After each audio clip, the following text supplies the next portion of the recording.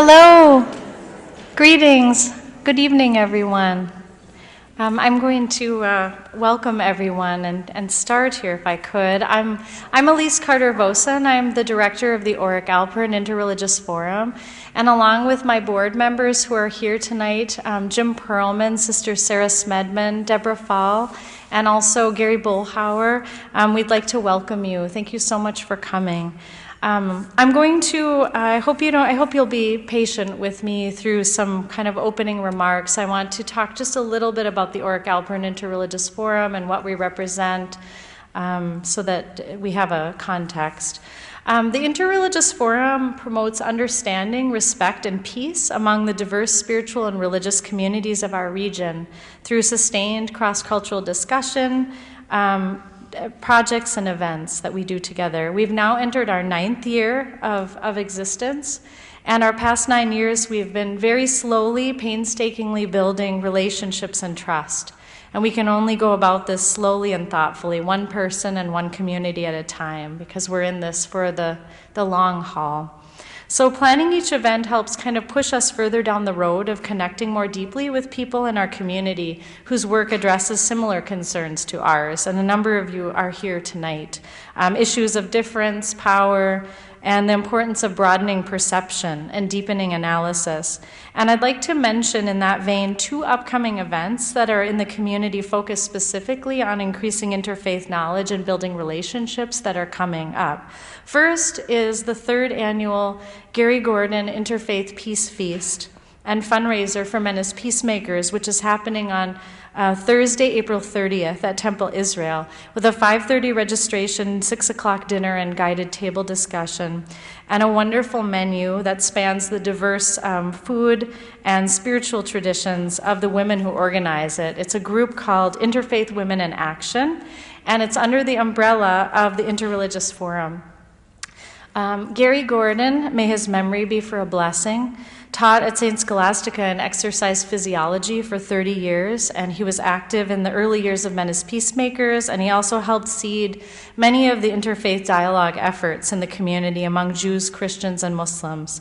The second event is Chum's Spring Assembly, which will take place on Thursday, May 21st from 6:30 to 8 p.m., and that's also at Temple Israel, which will feature Rabbi Alan Shavit Lonstein as its keynote speaker with the topic of reflecting on the sabbatical text and how it can guide people of faith in their pursuit of economic and social justice. I want to mention 2 items in the Mitchell foyer that are related to the forum for your attention. One is a 1-page flyer, which many of you have picked up, that represents our grassroots effort, which is our small interfaith study groups on a variety of topics from religion and science to Torah study to interfaith memoir writing, and a group called Evangelical and Progressive Christians in Dialogue. We have 7 long-term groups at the moment, with our longest, which is called Fiction About Religion and Culture, that's lasted 9 years, pretty much the length of our entire existence. I'd like to take this moment to recognize and honor Jim Perlman, one of the founding members of our board, and the coordinator of these study groups for the past 7 years, who is going to be moving on to other projects very soon.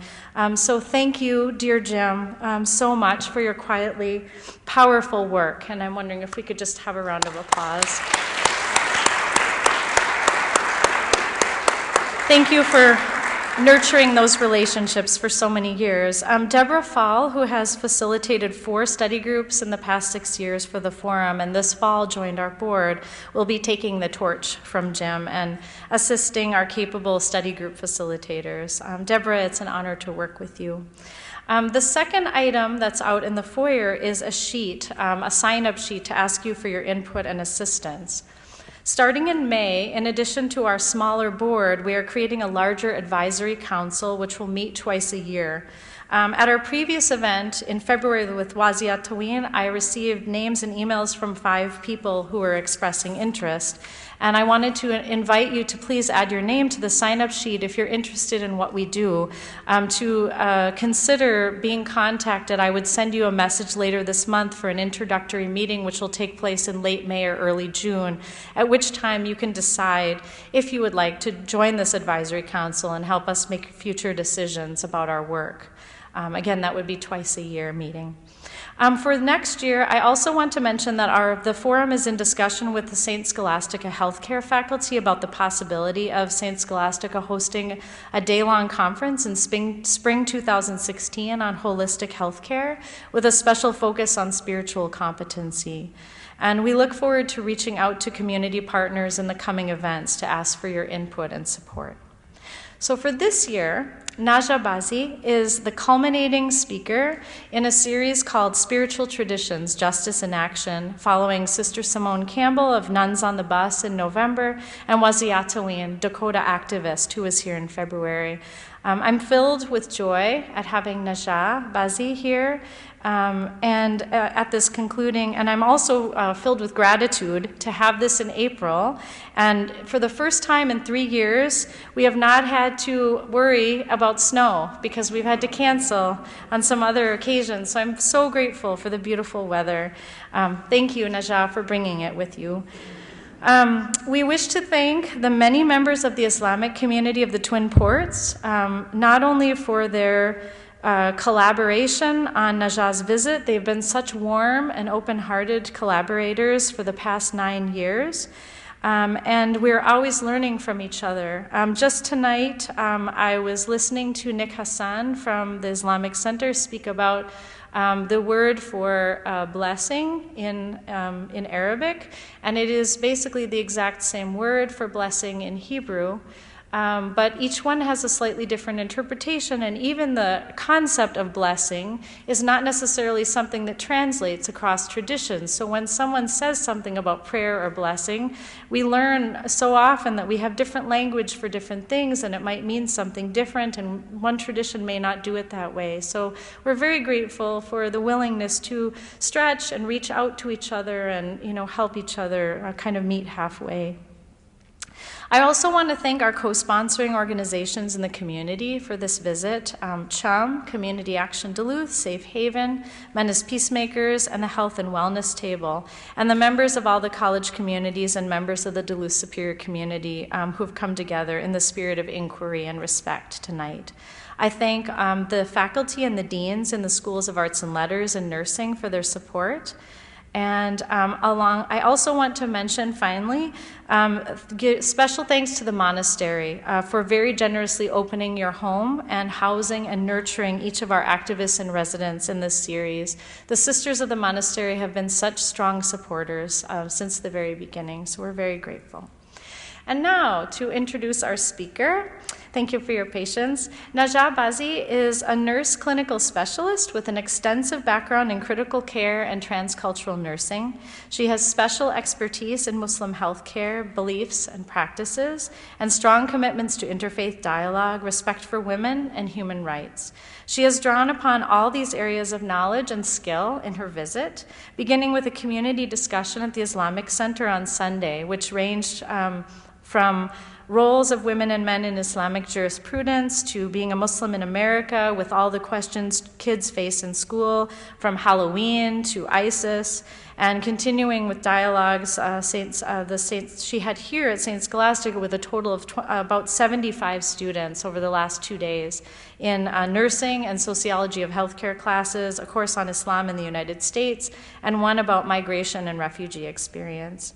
Najah is the executive director and founder of Zaman International, a humanitarian nonprofit organization that provides crucial services to many in metropolitan Detroit through its programs in refugee resettlement, vocational training for women, mobile food pantry, infant burial assistance, and international well projects that provide safe drinking water to at-risk populations. The work of Zaman International resonates with the work that so many passionate and dedicated people of every spiritual tradition are feeling compelled to do.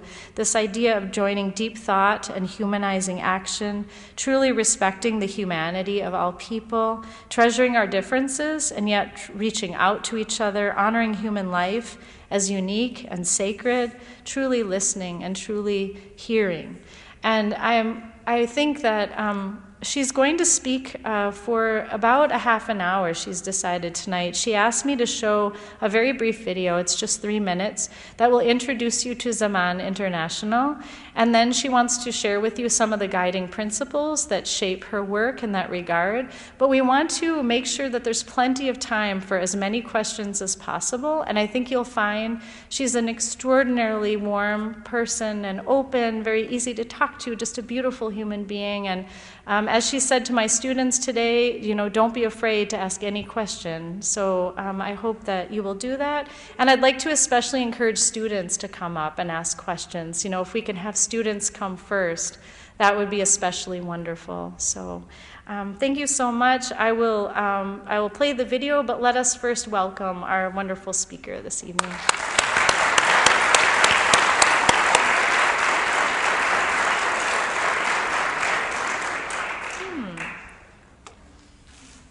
Is there another mouse? In the I have the drawer. Oh, there it is. It just showed up. Thank you.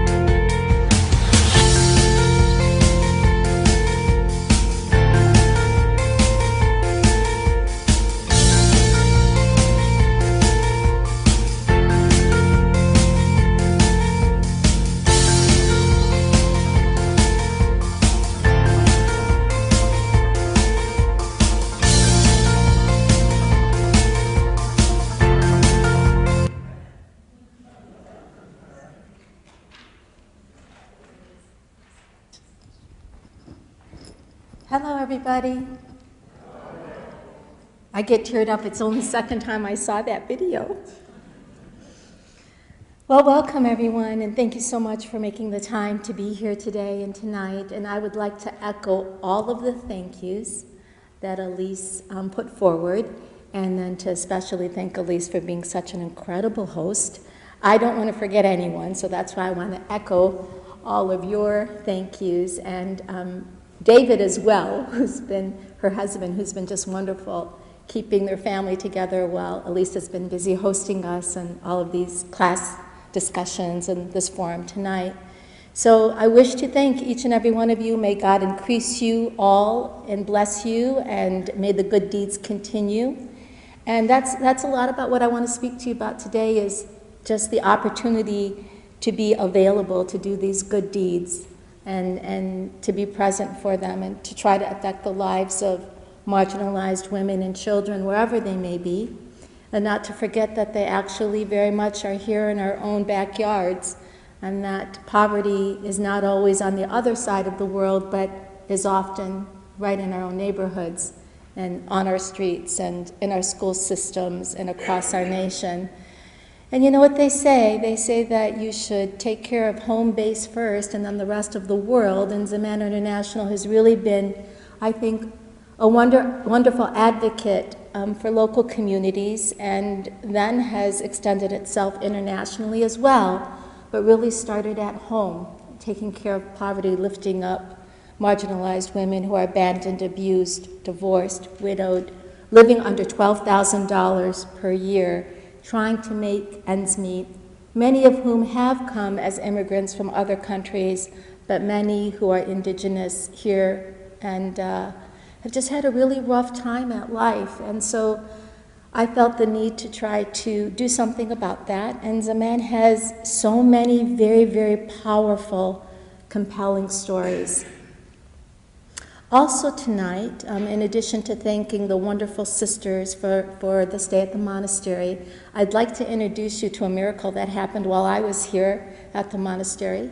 As you know, you've heard that I have a background in transcultural nursing. And would you believe that I went to my room, and at my door, I found Dr. Beverly Horn, who is one of the great giants in transcultural nursing and who is executive director of the Transcultural Nursing Society. I have not seen her since, we think, 2004, when we were both at a conference in Utah. And so to have her here and to see this work, that's really a result of the model that she has helped to put forward. Dr. Madeline Leininger's culture care theory and sunrise model is what I'm deeply, deeply passionate about and deeply rooted in. And many of you students heard me talk about that these past 2 days. It's second skin for me, and it gives us a way to approach life, and a way to think through problems, and a way to be solution-based. And it really extends beyond the world of nursing, and it has been one of the most phenomenal gifts in my life, and I hope in the life of the people who come to work with Zaman. Everyone talks about this model. I teach it everywhere in the world I go. I teach it to forums like this, to the United States Justice Department, to the Army, to the executive directors and senior leadership of Coca-Cola, Frito-Lay. I mean, just hundreds upon hundreds of corporations, organizations, church groups, synagogues, youth groups, you name it. You know, in 32 years, you can cover a lot of ground. And it's always the same message. It's always the same model. It's always about preserving and maintaining, accommodating, negotiating, and sometimes the need to repattern things, and finding the strength and the energy to do that, but having a model that allows you a shared vision, something that you can show everyone and give everyone a methodology and an approach. That's what's been so powerful about merging the transcultural work with the humanitarian work and just watching it grow and blossom. I would normally move closer to you, excepting for that I need to stay underneath this row of lights because that's the way we need to video, and I'd like to thank Bob as well for his contribution tonight. So the description that went out so that I would talk about a particular verses in our Holy Scripture, our Holy Qu'ran, and it's about the neighborly needs. And the reason why I chose that, I don't want to go into, of course, a Sunday school lecture, but I just want to tell you that in addition to the nursing field that I've been in, and blessed to be a nurse, and being a Muslim, and being American, and being Arab descent, and living here in the United States for over 122 years is how long my family's been here. Dad was a military man, served in Korea, and to just have a lovely, lovely family. Grew up right at the hub of the Industrial Revolution in a city called Dearborn, Michigan, home to Henry Ford. So that whole idea of innovation and also some of the not so good things like racism during the 60s on the border of Detroit and Dearborn and sectarianism and all those sorts of things were also things that I had to learn to deal with early on. But this particular chapter in our Holy Qu'ran that speaks about the neighborly needs, it was fascinating to me when I, began to study our Holy Scripture that God would actually choose these verses and call them the neighborly needs, Surat al-Ma'un, that He would have to remind us that we, in order to be the best stewards on earth, need to take care of our neighborly needs. And that's one of the reasons why I wanted to begin locally, because I thought that, charity does start at home, and so why not help lift people in need right around us? I'd like to share with you the idea and then tell you a story about how Zaman International got started, and I'm going to depend on Elise to give me like a 2-minute, because I can go on. And then we'll go from there. And by the way, I'm really hoping that you will feel free to ask questions. There is no question that you cannot ask me. I'm very open. I will not sugarcoat answers. I will not give you lip service. I promise to be authentic and honest. And sometimes that gets me in trouble because oftentimes Muslims don't like my answers and non-Muslims can't believe my answers. So I'm kind of always in this, teeter-totter. But I promise to deliver, to the best of my knowledge, honest, authentic answers to any of the questions that you may have. And what I don't know, I simply don't know. And I'm not afraid to say that I don't know. So I acknowledge humility in not knowing. So this beautiful couple of verses, God is reminding Prophet Muhammad, peace and blessings be upon his holy soul. He's reminding him to remind the people about care of the orphan and to not eat or consume that which an orphan has, meaning the wealth that may come to an orphan or the clothing of an orphan or the food of an orphan. But what it's really commanding us to do is to protect the orphan and not to treat the orphan because they are already marginalized, that they are to be yet even more marginalized, because back then it was a very tribal society, so an orphan was really left alone and didn't really have a tribe that that would protect them. But the interesting thing is that the Prophet himself was orphaned at a very, very young age, and he felt the plight of orphans, and much in our Holy Scripture is this idea of lifting the orphan, the care of the orphan, the sponsorship of the orphan, the education of the orphan, the good deed in taking care of the orphan. And so it's something that's heavily ingrained, but also God speaks in that same verse about the neighborly needs, the person who we call the miskeen. And the miskeen is one who seems unable to care for themselves. Even if they had some resources in front of them, they just don't have the wherewithal to care for herself or for himself. And it's to really pay attention to those people. So the verses call to help bring equity and equality to our human family. And that's very core, I think, to who we are as nurses and to the love and care that we should provide in the world. The other part that is always interesting and just special to me is a story that I once heard about Prophet Abraham, peace and blessings be upon him. And as Muslims, we embrace the messengers of God, and so Adam and Noah and Moses, Abraham and Jesus and Muhammad, they're all core to our book and to our scripture. The Blessed Virgin Mother, may peace and blessings be upon her. So for us, hearing these stories, they, again, get ingrained at very early ages. And so there was this one story about Abraham that I just totally fell in love with. I don't know when I heard it. I was very young, but I never forgot it. And it was a story that goes something like Abraham, when he would want to eat breakfast, lunch, or dinner, he would always invite people to eat with him. And so on one particular day, he had invited a gentleman to come and eat with him. And while they were having lunch, they began discussing God. And Abraham found out that this gentleman does not believe in God. And Abraham was quite upset that this person was an atheist. And so Abraham felt that it would be the right thing to do to ask this person to go ahead and to disengage from the meal, and asked him to leave his presence. Well, Archangel Gabriel descended immediately upon Abraham and says, Abraham, God sends his peace and blessings upon you. And he says to remind you that he is aware that this person does not worship him or acknowledge him, yet he has continued to sustain him, knowing that he does not know him or acknowledge him. Therefore, call him back. And so this idea of not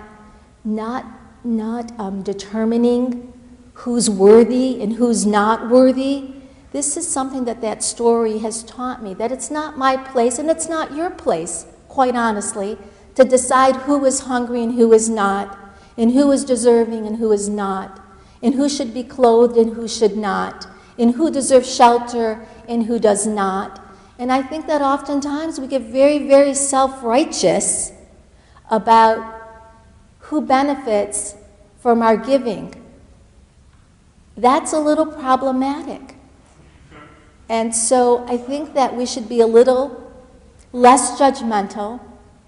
And when a person comes and is in need, whether we verify that need or maybe we don't have the opportunity to so verify that need, the fact that someone is coming and asking is a very powerful thing in and of itself.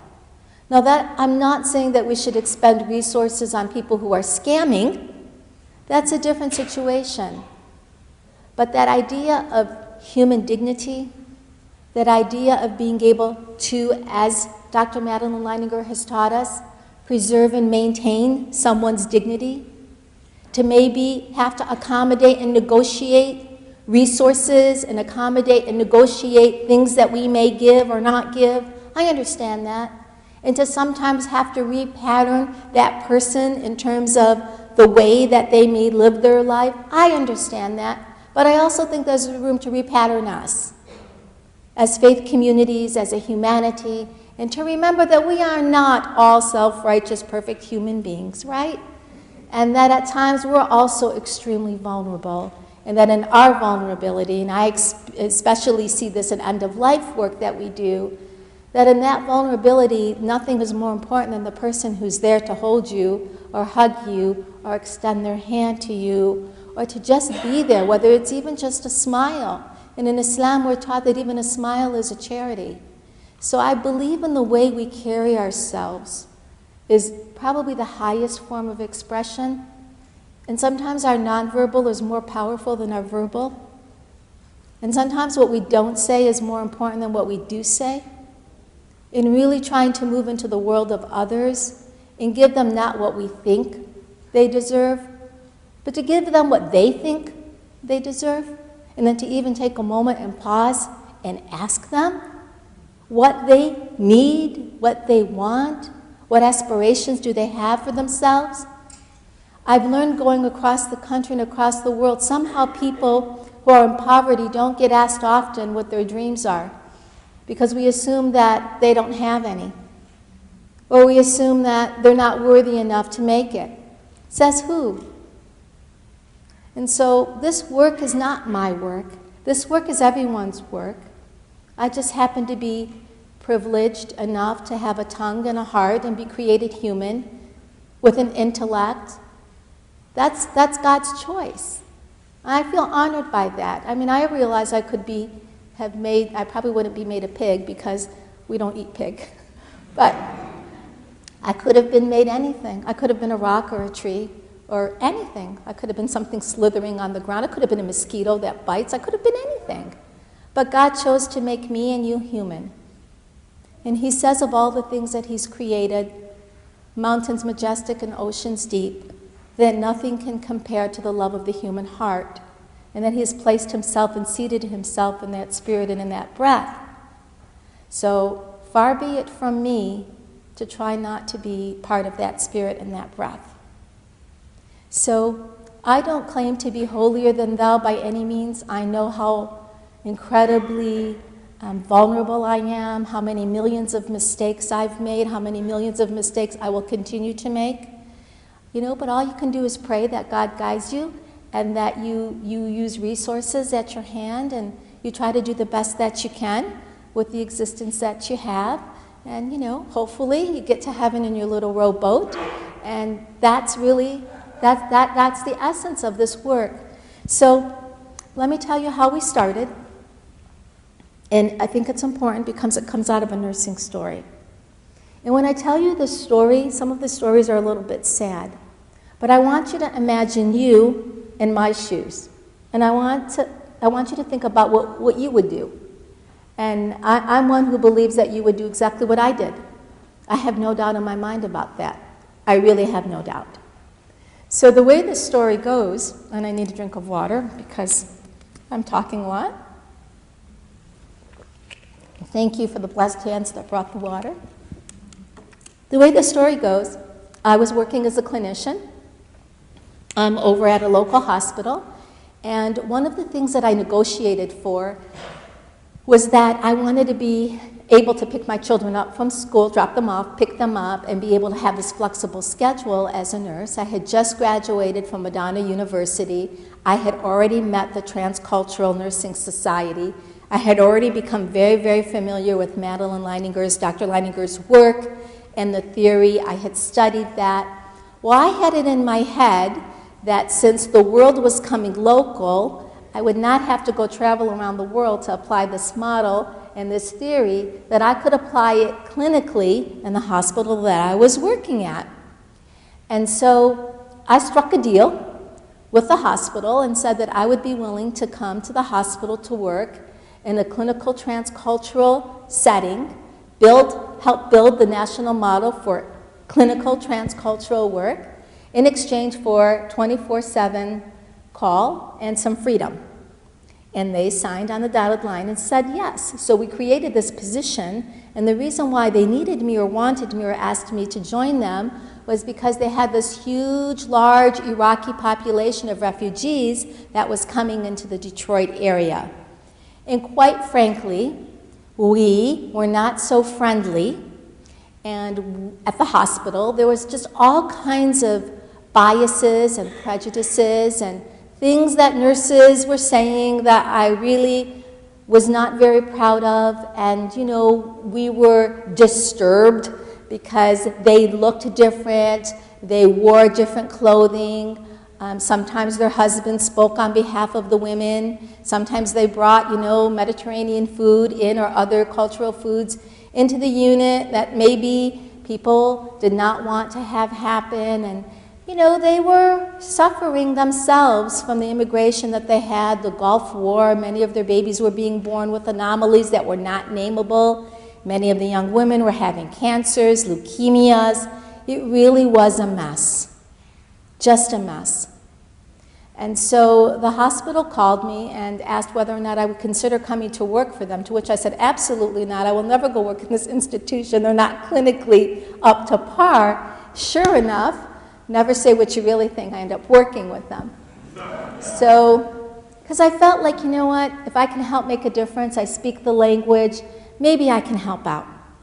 More than anything, though, I was determined to help change the perceptions of nurses, to really get them to open up their minds and their hearts a little bit more using the model that helps you to understand repatterning.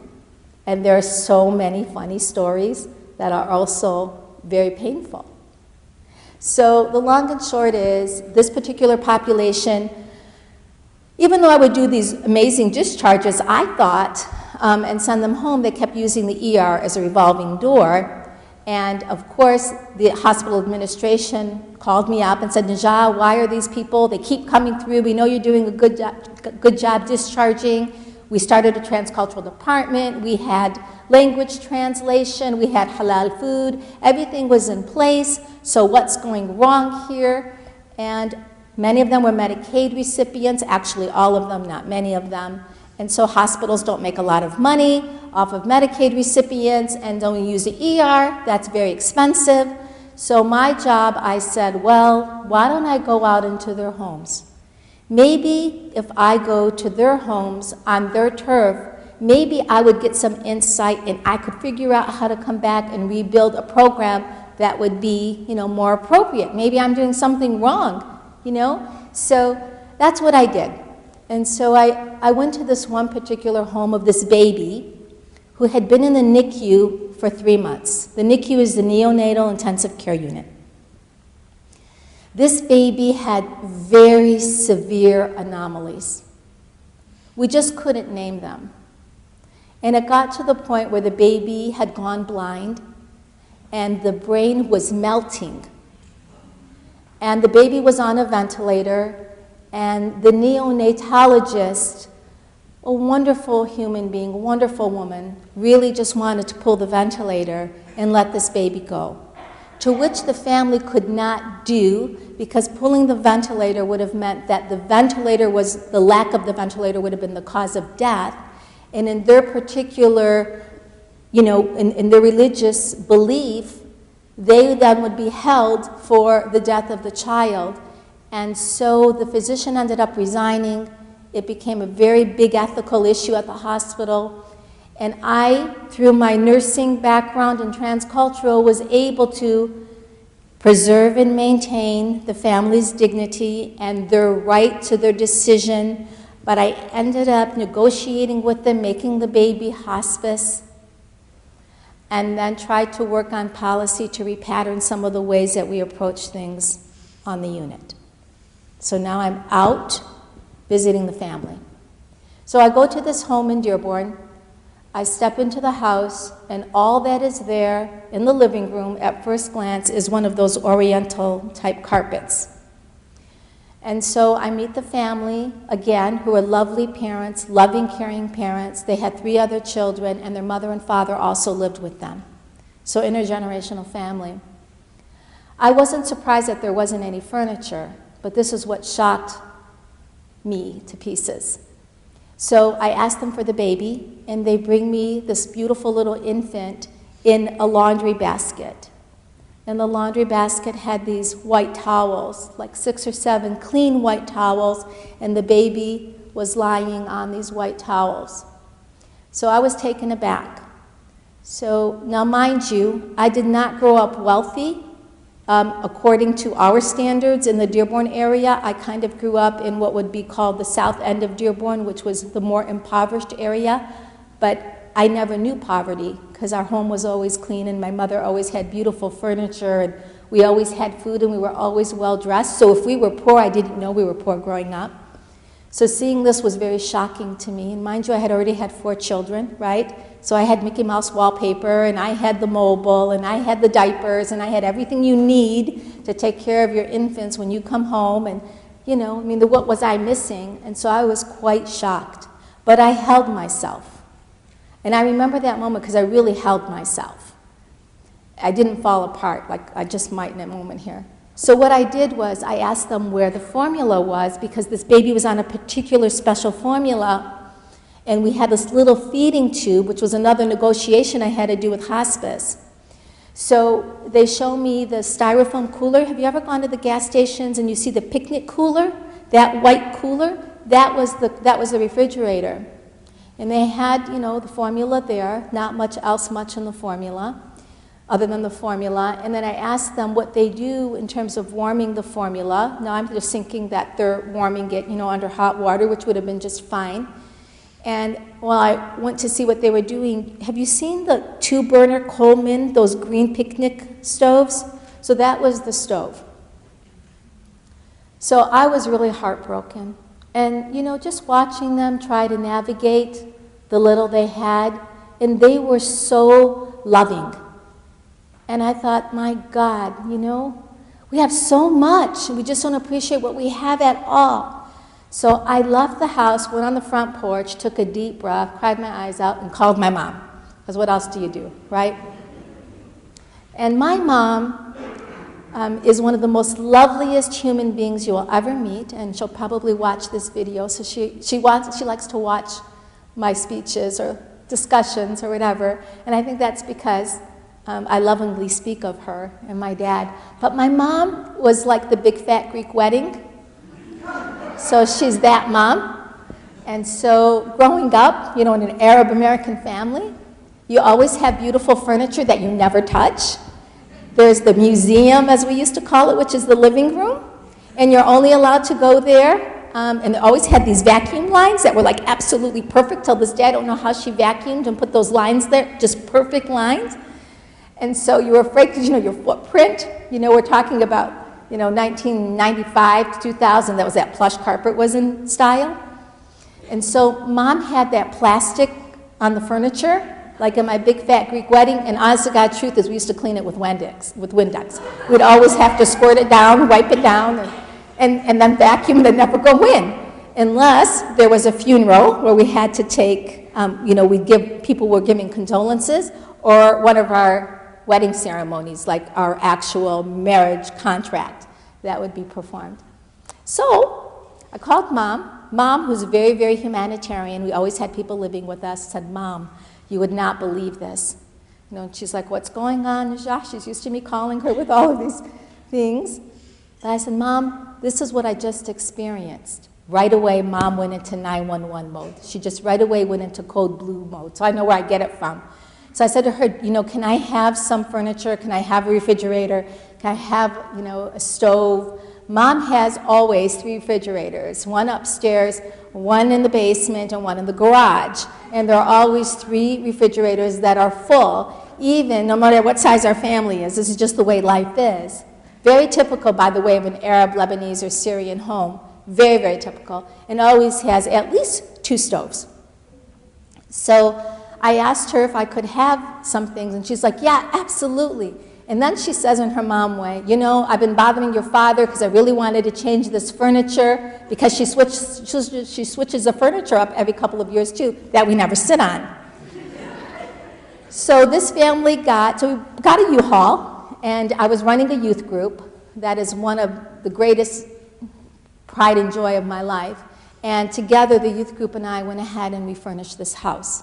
Till this day, the youth and I are still furnishing houses, and we are still taking care of families, and young people go in and paint and do all these rehab things on all kinds of different homes. It's just really amazing and wonderful. But that particular incident started this whole thing, because I began to go to the next family. The next family, I started to see the need in the community. So with volunteers, U-Hauls, people's garages, my minivan, we began working, and within 1 year we had served 400 families with an average of 4 to 6 people in each family. Of course, that baby died, and there was no money to bury the baby. And that was becoming commonplace, that there was not money to bury these babies who were dying from anomalies that we could not name. And many of the babies were getting cremated as well, which is against Islamic tradition, that you cannot cremate. And the reason for that is because in the hospitals, Mom would have a baby, or the baby would die, or whatever the situation may be, and there's this green form. It's called the disposition form. And if that form is not filled out correctly, then the hospital cannot, I don't want to use the word, let me think of a better word, cannot release the baby, or even the human being for that matter. It doesn't really matter what age. So somehow or another, there are a lot of babies where the disposition forms were not signed correctly, which was one problem. Another problem was that the communication to the mother about what to do with the infant demise was not being communicated correctly in a language that they understood. So all they knew was that it took $500 to $700 to bury an infant, or your $125 from Medicaid that would cremate your baby. Well, since the families didn't have the $500 to $700, they were opting for cremation, not even knowing what cremation was. And so when I approached one of the physicians who happens to speak the language, who had many of these patients, she reported me to the head of OB-GYN, and I was called out on the carpet for interfering. Well, let me just tell you something about repatterning then and there. You know who I was about to repattern. Wasn't going to be me. So that story, along with I was borrowing money from physicians. Can you give me 500? Can you give me 5? We started burying these babies.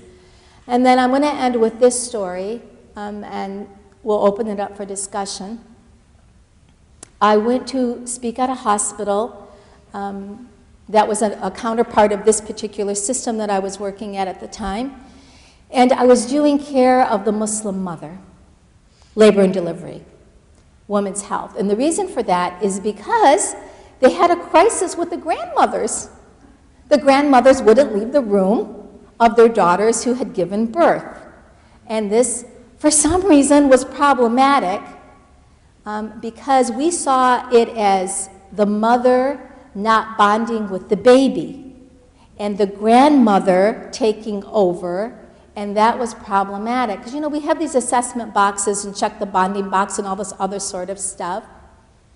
And I think that the nurses were a little put off that the grandmothers were taking charge and not letting the mom do her thing, and then the moms were basking in the relaxation of their mothers taking care of them, which labeled them, guess what?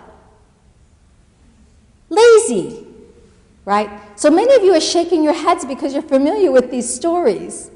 So I went to do the lecture about how Islam says mother is always mother, and it doesn't matter how old you are, and heaven rests beneath the feet of mothers, and there's no such real thing as like total independence from your mom. And, you know, the Prophet Muhammad was asked about, to whom do you respond when your mother and father call you? And he said, your mother. And then the person said again, and the second time, to whom, O Prophet? And he said, your mother. And the third time, O Prophet, to whom? And he said, your mother. And the fourth time, he said, your father. So I'm here to tell you, newsflash, Muslim mothers, they really have this huge edge. And it's divinely proclaimed. So we have this thing about motherhood. So these mothers weren't going to leave their daughters. It's just the way that it is. So I was doing like unpacking the biases, right, so that we could get the real work done. Well, lo and behold, there's a beautiful nurse there. Her name is Teresa. Never met her before, but she was in charge of L&D, labor and delivery, and she was crying. And I could see that she was very distressed. And so after the in-service, she asked if I would join her and if she could show me something. And I said, sure, but I didn't know where I was going. Half the time in my world, I don't really know where I'm going. I just follow. So sure enough, Teresa takes me truly like a movie. That's the only way I could describe it. It's just like a movie, like you would see on the big screen. So she takes me down a hallway, opens a door, takes me downstairs, and now I end up through another hall, another door, another hall, another door, into a room that's a very sterile-looking room. So it looks like an operating room, but it's actually a pathology room. So I don't know if any of you know what I'm talking about. Maybe you've seen them on TV, but they're kind of, you know, those yellow tiles, very sterile, the gurney, silver gurney in the middle. And then she just stops, and she just breaks down and just starts bawling her eyes out. And so I'm standing there. Mind you, I've only met her once. So people do tend to cry a lot with me, and I tend to cry. So I wasn't so surprised by her crying as much as I was I didn't know why she was crying. And she was just gasping, like really crying. And so I went to her and I asked her, I said, how is it that I can help you? And she pointed to this shelving unit, and she was like this. And I said, is there something that you want me to get you down from there? And she was like this. And then she went and she pulled the glove for me. And so I knew to put the glove on. So I pulled down a container. I opened the container. I went back like this because the smell of formaldehyde was so strong. And I said, you know, I looked, and so I put my hand in, and I pulled out this little fetus. And the fetus was very, very, very dark brown, like chocolate brown from the formaldehyde. And it had many neighbors. So I was, again, taken back. Like, what in God's name is going on here?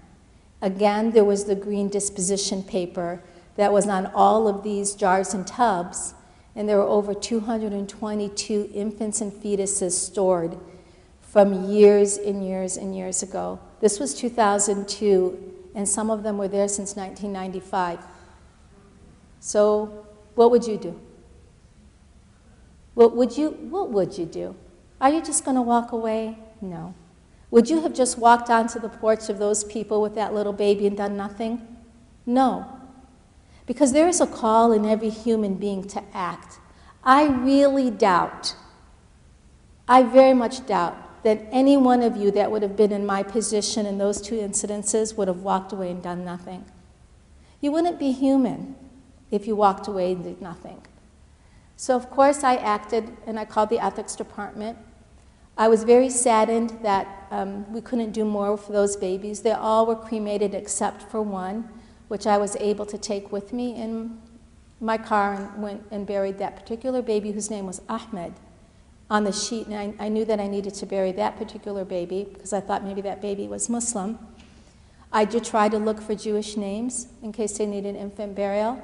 And the long and short was they cremated all of the rest of the babies. So I said, okay, not on my time, and created what's called Plots for Tots, an infant burial project. So now we have two, the refugee resettlement and the infant burial projects. Those continue to grow. And in 2004, the work was so tremendous I couldn't do it alone anymore. So I decided to go for a nonprofit. And then Zaman International was created. Zaman means time. And that was also, I believe, divinely inspired. I was going to call it Salam International, post 9/11. My lawyers told me that I was Muslim enough, so it should be a humanitarian organization, not a Muslim organization. And I agreed. I was fine with that, because the highest form of Islam for me was the expression to all humanity anyway. I called it Hope for Humanity, because I believe we do not have the right to define people's hope. I believe that every human being has the right to define their own hope. I also have very strong conviction that when God created us, He seeded hope somewhere in our hearts and in our brain. It's intrinsic to who we are. And so when we step on the hope of people, I believe our brain gets shut down and we just don't really care about that person who's just taken hope away from us. So I'm really big on hope. Now, I know we don't qualify or quantify hope the way that we could in research, but I believe it's the most powerful tool available to the human family. So I'm very careful with hope and to keep it restored in people as best we can. And I teach our team this, and I teach it all around the world, that hope is not something that should be taken for granted. We don't have the right to claim somebody else's hope. So as I said earlier today, when I'm talking with physicians and the family says, is there any hope, doc? I tell the physicians that I teach, you don't have the right to say, no, there's no hope, I'm so sorry. As I said earlier, get the garlic. It's really about there's no medical hope. You can say that, but you don't have the right to step on God's domain. That's God's domain, not our human domain. It doesn't belong to us, so we have to keep people intact, even in the most vulnerable moments. So Zaman International, Hope for Humanity, Zaman means time. It's a beautiful, lofty word. Zaman in Hebrew, Zaman in Arabic, it has the same root. It's about the past, the present, like the future. It's more like an era, E-R-A, of time. And it's, to me, about how we spend our time in the service of the other. So that's Zaman International story. And again, you saw the video, so you know what we do. We're getting ready to move into our first Hope for Humanity Center in the world, and I hope that there will be more Hope for Humanity centers in other places in the world. That's the vision and the goal. Everybody at Zaman International, including all 3,500 volunteers, our partner organizations, and our team of 18, all know Madeline Leininger's model. Whenever we do a project, we pull it up and we think about how do we approach this project? How do we approach this client? We need to consider their technological factors and their educational factors and their cultural lifeways and values and the political issues that may be around them and so on and so forth. This is a beautiful wheel. And then she teaches us to pull this down, and that from this kind of assessment or inventory of the needs of people or of a project or whatever you may want it to be. Anything. You can layer it across anything, including your children, by the way. You can bring it down and you can see how it can affect individuals and families and communities and nations and the world. And through that then, and through the practice and application of this beautiful theory and model, you are able to learn how to achieve congruency, cultural and spiritual congruency. So when someone wants to know about care of the Muslim patient, I am not going to speak on behalf of 1.5 billion people. I don't have that right. But the model, no matter what you want to know about any human being, and if you consider every human being a culture unto themselves, the model helps you work through an approach and a methodology, and then it gives you solutions. How will you preserve or maintain? How will you accommodate or negotiate? How will you repattern if you need to? And so it's just fascinating work. I'm blessed to be a part of this world in terms of the transcultural world. I'd like to honor Dr. Beverly Horn, who's given this work so much value. And I think we should now open it up for questions and answers of anything you want. And how are we doing on time, Elise? Yay. So did I make it within a half hour? Close? Not bad. 40 minutes?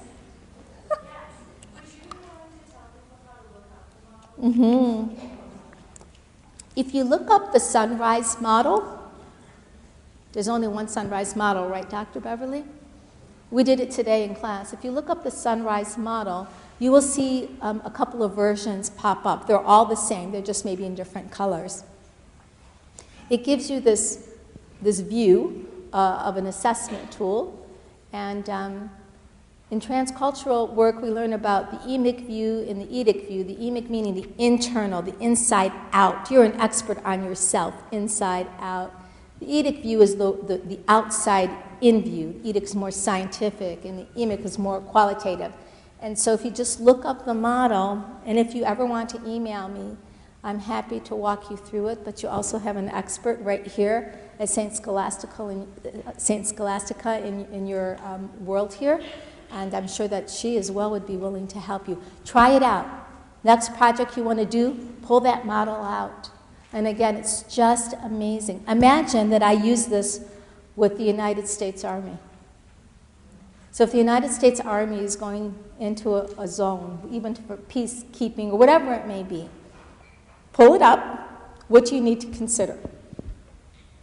It just works. Every level of my life it works. So, sunrise model, Dr. Madeline Leininger, and please feel free to look it up. So how about questions? And there are microphones here, so feel free to come up and ask any question you wish. It could be about anything. I'm not shy. Can you tell?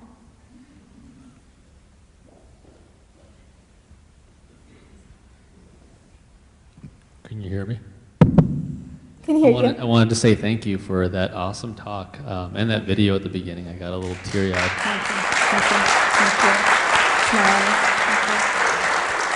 you. Your name is? My name is Nahum. Okay. I imagine you know the story, so I won't go there.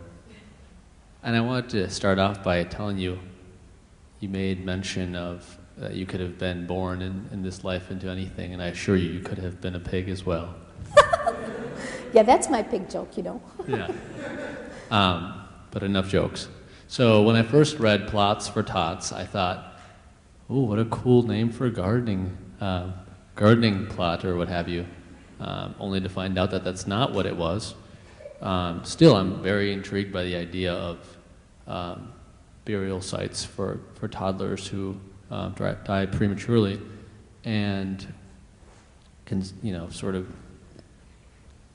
I don't even know how to talk about this, but I stumbled upon a YouTube video or a TED Talk about 4 years ago now, and the presenter was talking about the really inhumane way of burial in the United States, maybe generally in the world today, with mention of like these toxic chemicals and preservation of bodies and all types of things that got me nauseated. And then the sort of point of the talk was that there are some alternatives, and I think the phrase might have been like a green mortuary or something like that. And then at the end they had like a really cool product, of course. It was like this mushroom suit, a really, I don't remember the species of mushroom, but it would help to decompose whatever in it was in its path really fast. So I was just curious, after experiencing such like a visceral and very disturbing, imagery and sort of direct thing in that room of the hospital, did you have any alternatives at TOTS? I forgot Plots the name. for Tots. Plots for TOTS. And if you do, or whatever it is that you do, if you could tell us a little bit about that. So what we do at Plots for Tots, now we have 2 cemeteries side by side.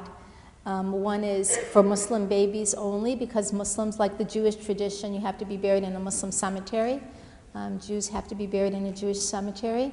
So we have that area, and then we have the non-Muslim area across the road. We allow families to make their own decisions about how they want their babies to be buried as part of the bereavement process, but there aren't that many options. So there is a styrofoam kind of casket, which was really making me crazy. So now we've moved toward these wooden little caskets, which decompose very, very easily. And then in the Muslim tradition, we shroud, just like the Jewish tradition and the early Christian tradition. And so they're just shrouded in just simple sheet, actually cotton, material, and so they're not embalmed, because we bury before the next sunset. So there's no reason for embalming unless a Muslim happens to be traveling to another country, and so the babies don't travel. So for the most part, the babies are taken from the hospital to the funeral home or a place where they will be ritually washed, shrouded, and then placed in the box and then buried. So that's the best that we can do right now. But more recently in Michigan, because of this whole green burial thing, well, Muslims are supposed to bury directly to the ground, not in a container. And so most recently we have had burials where people actually are being buried directly to the earth, but then they have the vault turned upside down so that, the ground doesn't cave in. So that's been going on as well. California, Arizona, places like that are really more in tune with the green movement in burial. And yes, these chemicals are strong and they do get into the soil and all of that, so there is truth about that. I haven't heard about the mushroom thing. I usually watch TED Talks when I'm on the plane so I can catch up. I'll definitely look that one up, but I'm not trying to be funny here. It makes me really concerned about some of the mushrooms we do eat, what they may do to us. But that's the best that we can do. We try to provide as much of a dignified burial as we can and bereavement services to follow. Thank you for being so concerned about that. And I had never thought about Plots for Tots as anything other than, in my mind, infant burial. We do have children, though, come and garden and put flowers on the infant cemetery. We've buried 39 babies the past couple of years. We have room for 235.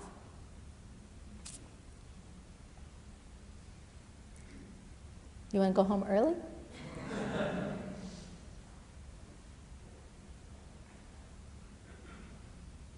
I suppose you could ask a question from your chair if you were more comfortable, and then I would repeat the question so that we would have it videotaped.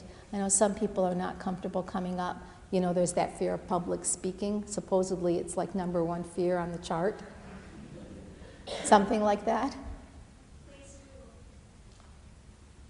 I didn't get that fear. I got other fears, like spiders.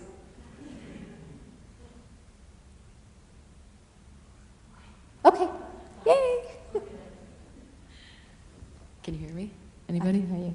Okay, thank you for your talk, and I Thank appreciate you. all of your humanitarian work. It seems, I have no words.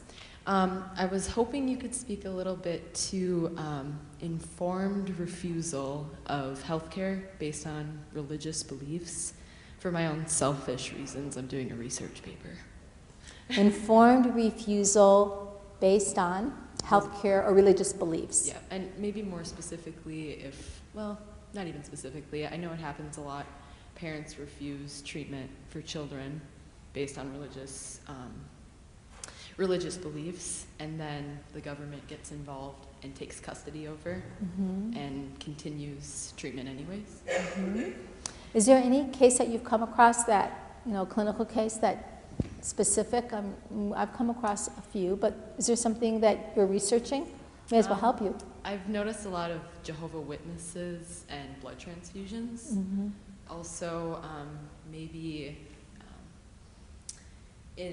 valves for heart replacement. Rather, they use pig valves a lot, so probably with your faith, you could not use a pig valve. So maybe something like that. Nothing specifically. I'm just wondering maybe if you have an experience. Sure. So I do have experience with the pig valve. My dad was in that situation. So from an Islamic perspective, if something saves your life, that modality can save your life, then you have to opt for that modality.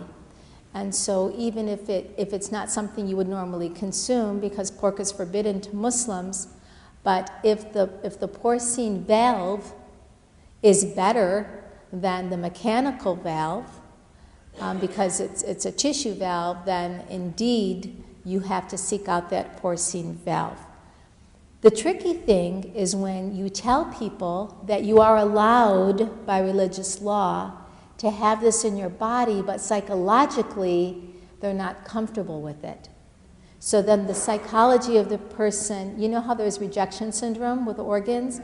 So it's not that the body would reject it, but I do worry about the psychological well-being of a person who feels that this is a foreign object to them.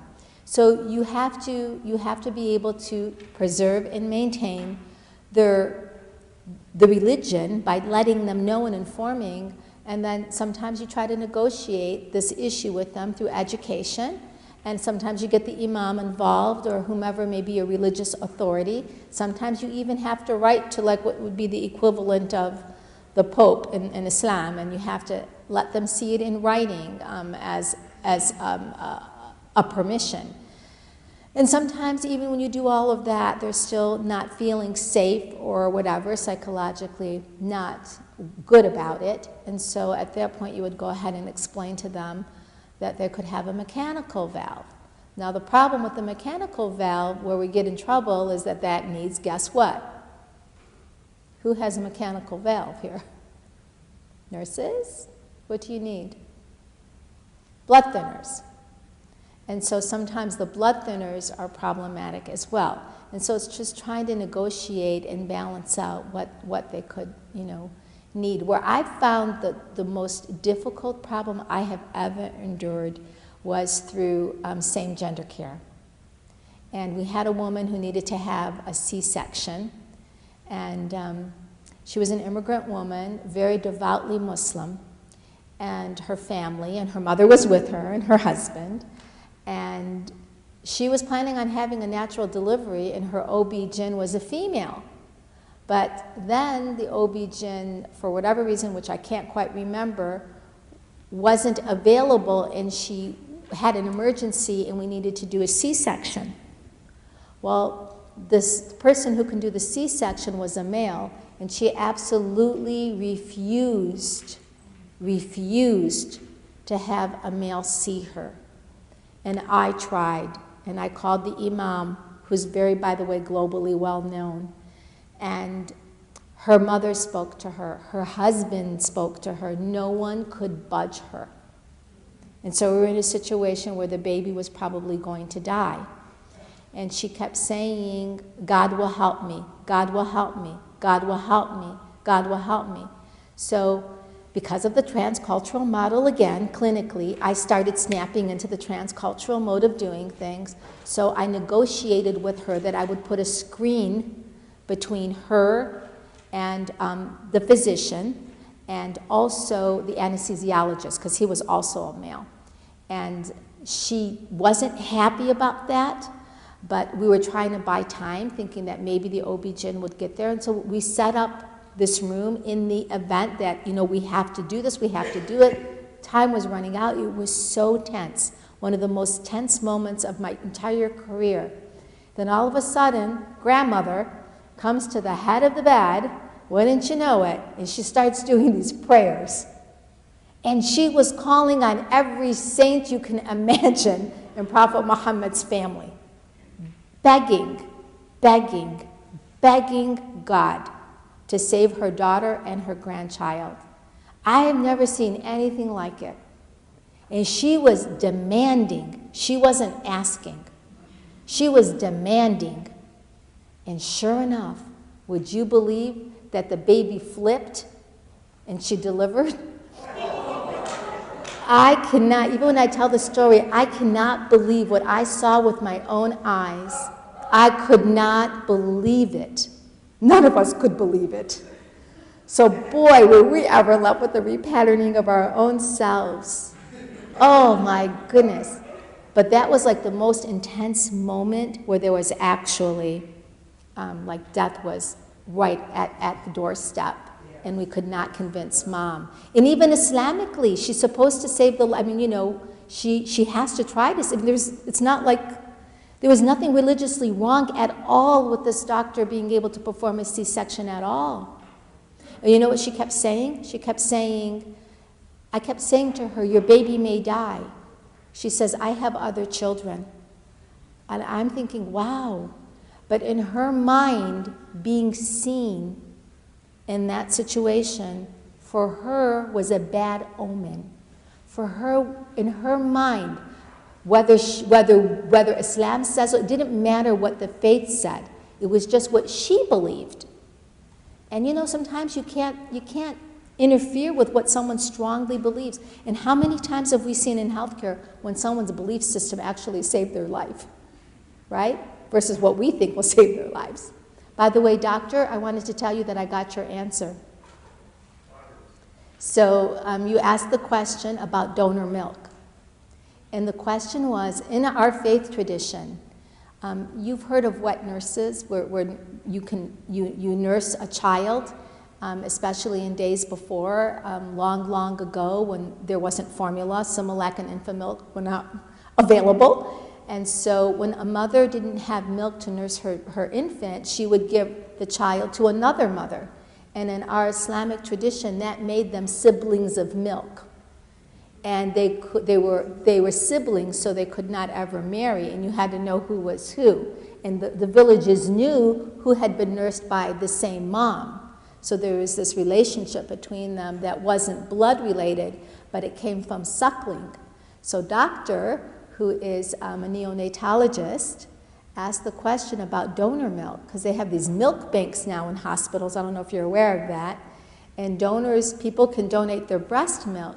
So the question is, if an infant was given breast milk from an anonymous donor through a bottle, does that still mean that, or feeding tube or whatever it may be, does that mean that they're siblings? And the answer is no, they're not. So it's totally allowable, and it was the actual suckling that makes them siblings, not the milk itself. So I was like, wow, really? 2 o'clock in the morning, by the way, I got that text for you. I woke up for it. So I was hoping to see you today. Other questions? Hello, Samiha. Hello. I was wondering if you could speak at all to a mental health viewpoint of. So I've heard and read about instances of families not because of the religious aspect, but because of the cultural aspect, sort of refusing, and your question made me think of this, refusing mental health care for depressed or otherwise mentally, people who have mental illnesses because of their culture. And I was wondering if you could speak to that at all.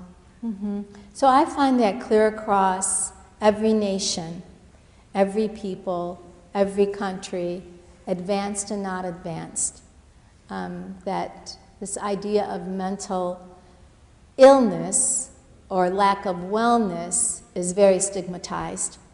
And even still here in America, it's really been heavily stigmatized as well.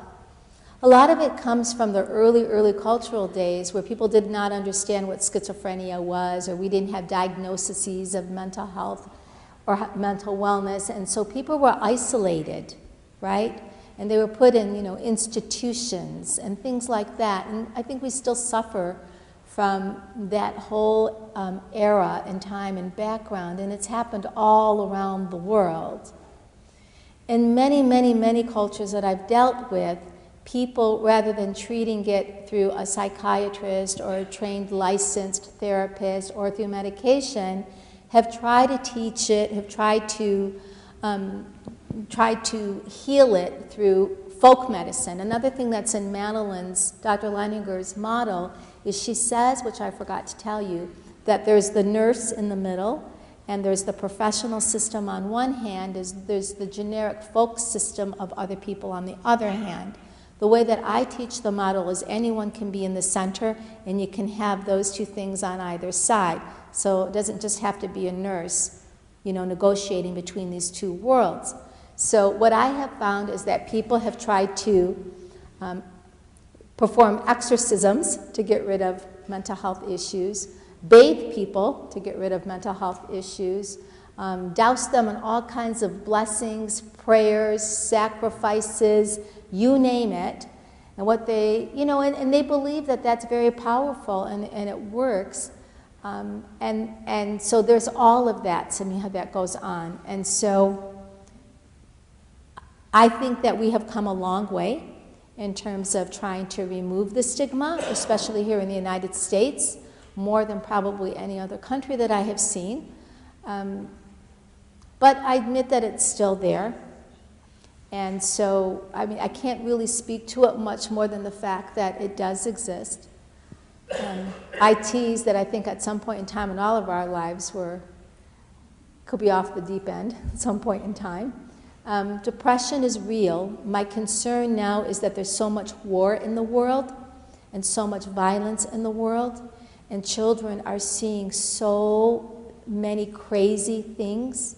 Humanity is suffering from things that, are just horrific. And maybe we think they're more horrific now than they were before, but we still had, Hitler, and we still had people who were annihilated, and we had Vietnam, and we've had all of these crazy wars, and people have been blown up. But the difference now is that kids are actually, witnessing the slaughtering of family members and executions and all kinds of horrific things. And so, and even here locally, even in our own communities in the United States, we talk about the other world like we're perfect. We have one of the highest rates of prisoners in our country, and violence is at an all-time high in our country. And, domestic violence, all these things that really seed problems for people. And so I have found that really, truly, and I'm not trying to be, evangelical in my presentation by any means, but I really found that when people can pull on a spiritual power, whatever that power may be, that they're able to hold on to a rope that really seems to help them through it. Of course, along with medication and therapy and all those kinds of things. But not everybody else has those modalities available to them. So I don't have a good answer. I can only tell you what I observe and I see. And I do not, what's the word? I do not look down upon people who try folk remedies or modalities, because it may work for them somehow. Who knows how the human brain really works? It may not raise the serotonin level to what it needs to be, but maybe it helps in some other way.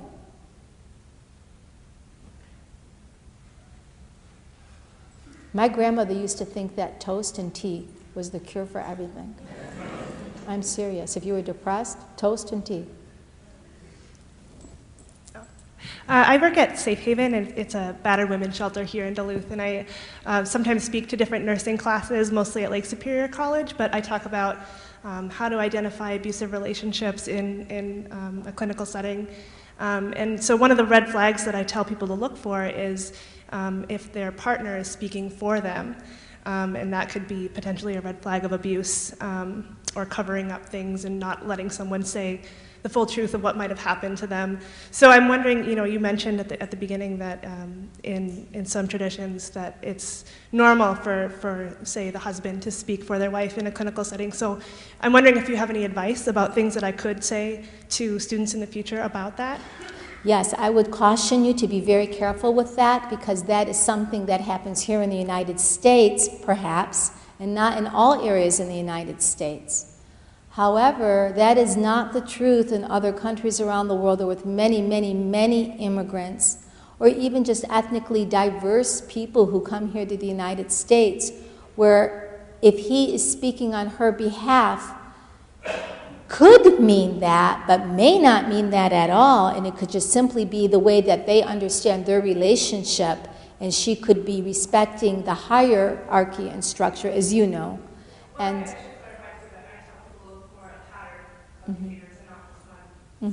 but even if it was the pattern, because it may be the pattern that she decides to give her voice to him and he speaks on her behalf. By the way, I addressed this earlier. One of the things that's always been so funny to me is we see oftentimes women who do their husbands, or sometimes even just men, speak on their behalf. But in their homes, they've got the biggest mouths you've ever seen, and they totally run the household, and he's totally dominated by her oftentimes. But out in public, it's the opposite. And so sometimes it's just an issue of the way the relationship is structured in respect, in traditions that are deeply rooted in roles. Now, we may not agree with their roles here, but there's some, I would say that, I've come to respect some of the ideas that I've learned from people as well. So, I think it has to be a deeper examination, because at first glance it may look like that, but if you really dig deeper. So what I practice is all the time, I often practice the family focused care. So I don't do this at all, ever. So if I'm dealing with a family, a patient, a group of people, whatever, I usually try to put them all in front of me, especially family-focused care, but patient-centered is what I go for, and then I end up speaking to the both of them, and I'm always looking at her, and I'm speaking to her. Now, sometimes that irritates him, because he wants to know why I'm not addressing him, and I just address that up front. And I say, I'm listening to you, but I'm also speaking to the both of you together, but I'm looking at her and letting her know that if she wants an opportunity to speak, I'm definitely going to be able to provide that opportunity for her. And then I don't just assume he's going to finish all of her sentences. And sometimes even when he leaves the room, I'll ask her, did you agree with all of that? I'll go back in, or is there anything you wanted to add to the conversation or not? So I understand here why we say it's a red flag, but I would caution that it's not that way, and we can't assume that it's that way for all people. Thank you for asking the question. Yes, sir. Good evening. Good evening. Thank you for being here. Thank you. My name is Ricky Defoe. I belong with the part of the Duluth Indigenous community here, and also the Duluth Indigenous Commission. Wonderful. I have a couple philosophical questions, if you will, if I Please. understand them correctly. I love Indigenous philosophy. Well, Teach me something. well, that's going to be hard. I'm going to be asking, like in our language, Chimanitu, the great mystery, and also Gijemanitu, our loving, kind creator, does not say Nishnabe Anini, which is a man, or Ikwe, which is a woman. So in our language, we don't know if, and I'm wondering this out loud, because I heard you speak about the divinity of women, and the concept of a all-male transcendent God. That's the first question. The second one is, I was wondering, because when I eat pork, I always think about the tradition of the Muslim nation and stuff. So I'm always trying to better, if I could. So the philosophy behind the pork. And then the third question, if I could, please, in my naivete, I guess, my understandings are limited to Minister Louis Farrakhan and those things. So, and I'm moved by that. So those three things, if you could please, the male transcendent God, and also the pork, and then any thoughts on Louis Farrakhan. Thank you. Sure, absolutely. Thank you. You know, thank you for reminding me, Rick, that I refer to God as He. Because sometimes I forget that I do that. So in Islam, God is neither he nor she. God created gender, so He has no gender. He's the creator of gender. So when we speak of God, it's the universal He, but it's not God as a male He. It is God as a universal God. But if I just were to say God all of the time and not attach the He, I would be more correct. So for Muslims, God is neither he nor she.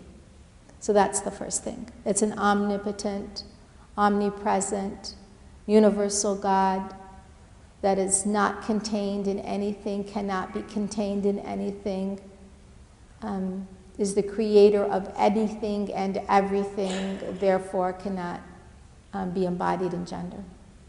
So that's the first thing. Thank you for reminding me. The second thing regarding pork and why Muslims cannot eat pork. And I need to do some homework on this with my Christian scholars as well, because I'm told that in the early years of Christianity that it was forbidden as well, and I'm not so sure if that's true or not, but I've heard that once before. So in the Jewish tradition and then in the Muslim tradition, the pig carries the trichinosis germ, and that trichinosis germ is very unhealthy for human beings. And we have a lot of dietary laws. Like we can only eat fish that have scales. And most recently, you know, sometimes you don't know why these rules are what they are, but most recently there's been this research done that says fish with scales have a specific oil in them that prevents cancer that we've discovered. So the pig is trichinosis, and that, quite frankly, I don't want to destroy your bacon tomorrow morning, but you know that it's not the cleanest animal, I guess is the nicest way to say that. And any animal that eats its own feces you're not allowed to consume. And we also have to eat, if we are to consume animals, they have to be slaughtered in what we call a halal way, which is equivalent to somewhat like kosher. The animal has to face the Holy Land. It has to receive a very strike blow to the jugular vein so that it dies immediately without any pain. The blood has to be drained. The animal has to be given water before it's slaughtered. The name of God has to be pronounced upon the animal that you're going to slaughter, and its children cannot be in view. So it has all of these laws. So that's the story with pork, pig. And then regarding Mr. Louis Farrakhan, I have met him once before. He came to our mosque, and you're talking about, I think, the Nation of Islam and the movement of the Nation of Islam. Malcolm X was very much a part of that. So the Nation of Islam primarily grew through the African American Muslim experience. I can't speak much to the experience because I wasn't a part of that experience, but I have many friends who are a part of the nation even till this day.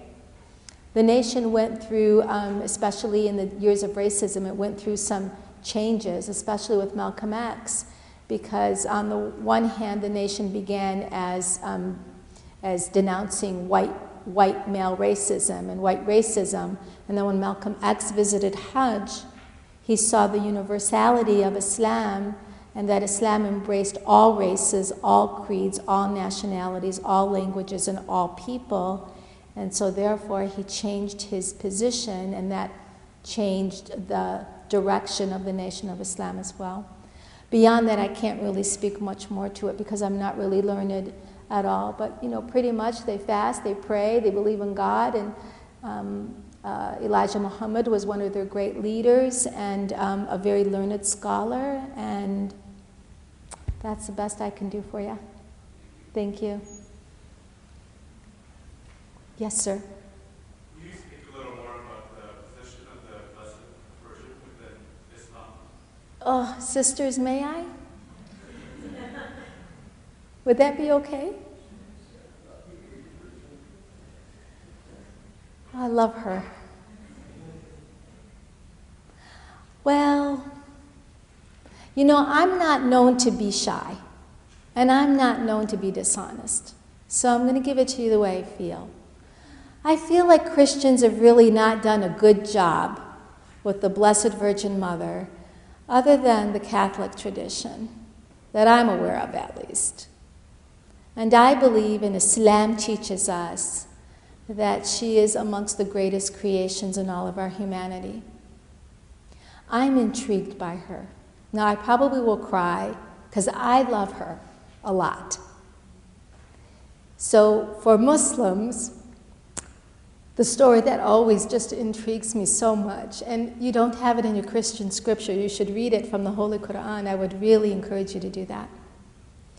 When the Blessed Virgin Mother, which, by the way, why I love her, I should tell you why I love her. I love her because, well, first and foremost, when she was born, her mother made this agreement with God and said to God that she would give this baby in God's service. And she kept her covenant with God. And the Blessed Virgin Mother was born, and as you know, she was raised under the tutelage of Zachariah. And the fact that she was so, divinely inspired and knowledgeable, and the rabbinic tradition was male, right? And so here she was, and she had the answers that the rabbis didn't have. So one up for her. And I loved that story. I loved that she had the answers, and they would actually wonder how this child had all these answers.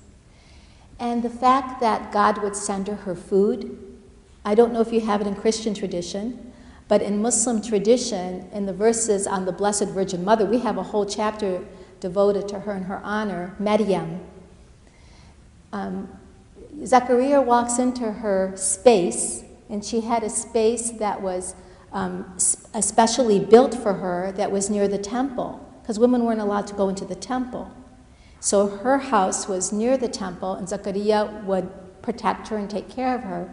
But when he would go to visit her, he would find all of this food, beautiful food.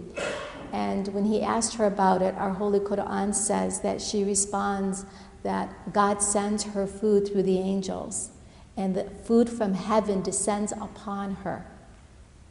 I mean, that's just so powerful and amazing.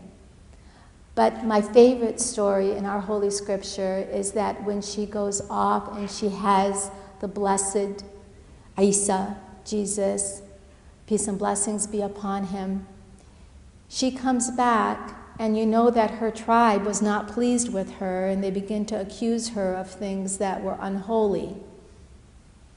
And so the blessed baby Jesus spoke from the cradle and defends his mother.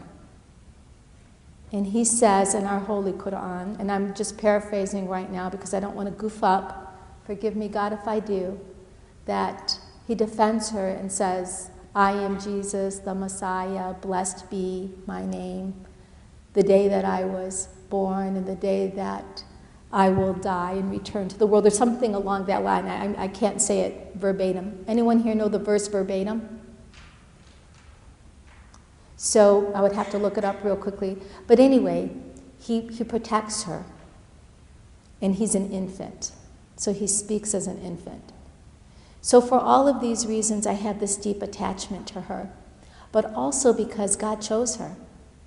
And I believe, and we believe, many Muslim women, that he chose her because she was so honorable and had so much humility and modesty and humbleness and all of these characteristics that were embodied in one of the most perfect women God ever created. And so we honor her, and many of us wear hijab in her honor. And because she is the star of modesty for Muslim women as well. And I believe in her strength, and I believe in her resilience. And I just think we don't give her enough of her due, her fair due. And so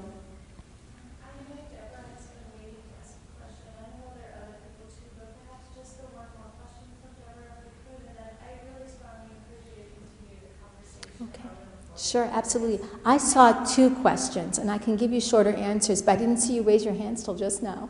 So there's 2 questions, 3, and maybe we can wrap up. Deborah, should we let them go first?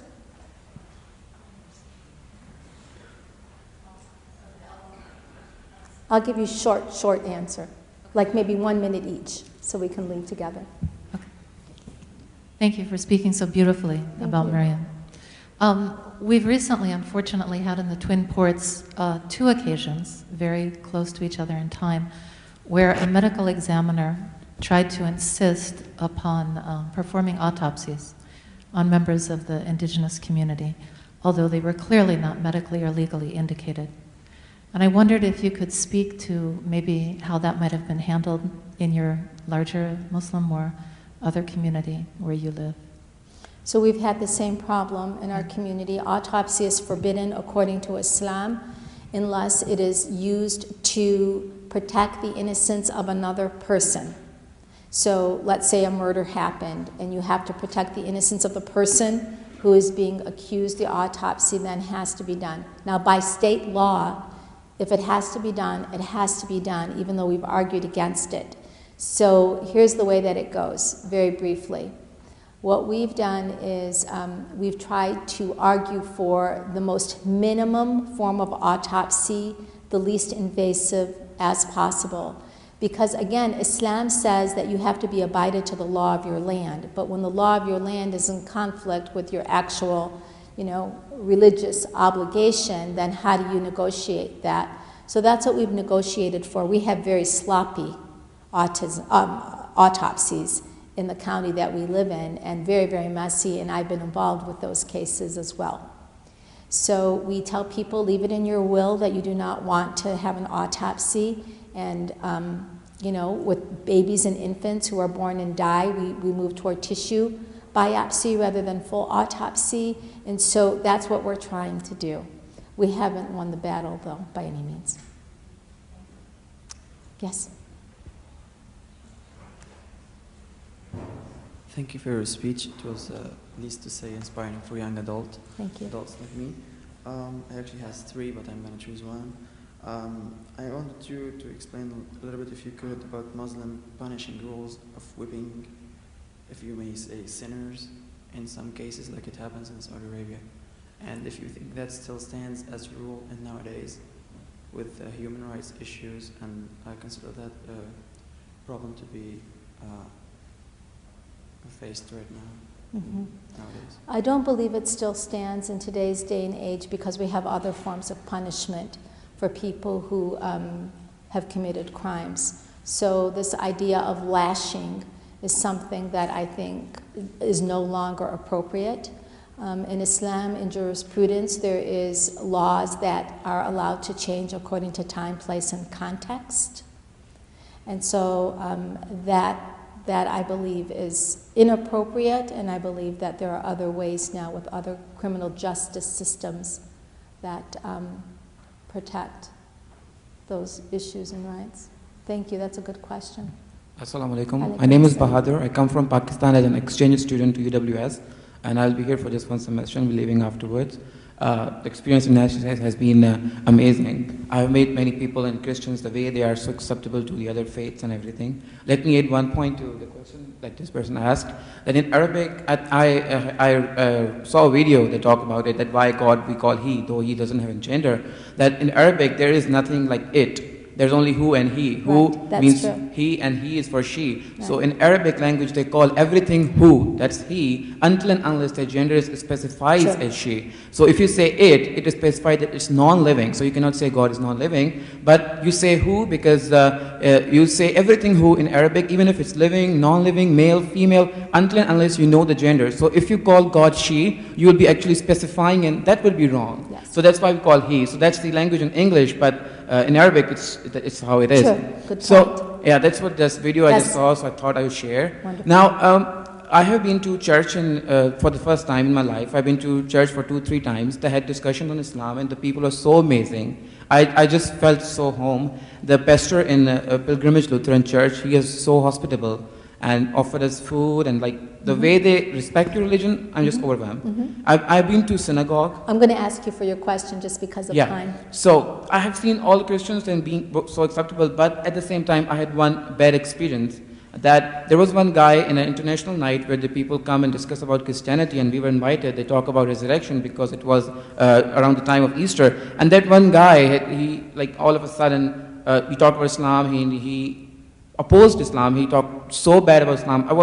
That was one of the worst days I had here. So I want to ask you that how would a person respond to such people who do not want to listen to you? They just keep on talking that Islam is this is ISIS, you treat women badly, and like a lot of things which you do not want to hear. And if you try to convince them with all respect and love, and you don't want to shout, but they keep on fighting with you. You can't fight what to do? Like how you respond? Because I was so feeling like, what should I do? And So this is what I do. I couldn't sleep Can whole I tell night. you? I couldn't sleep all night, and I slept at 8 a.m. in the morning. I slept at 8 a.m. in the morning, wondering that what's wrong with that person. Like, what can I do? You can pray for them. Yeah, I do pray for them. I prayed for him all the night.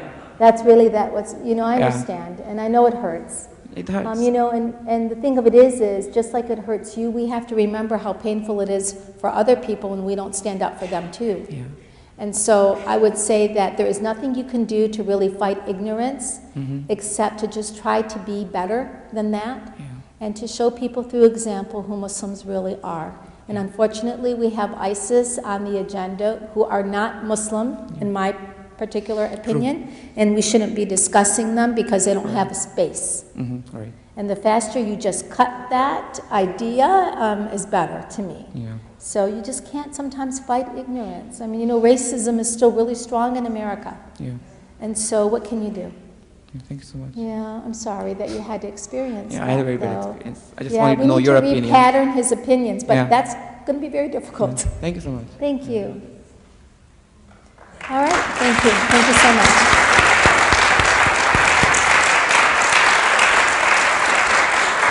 Thank you so much. Elise, thank you again for being such an incredible host. Let's please give her a round of applause. Thank you so much.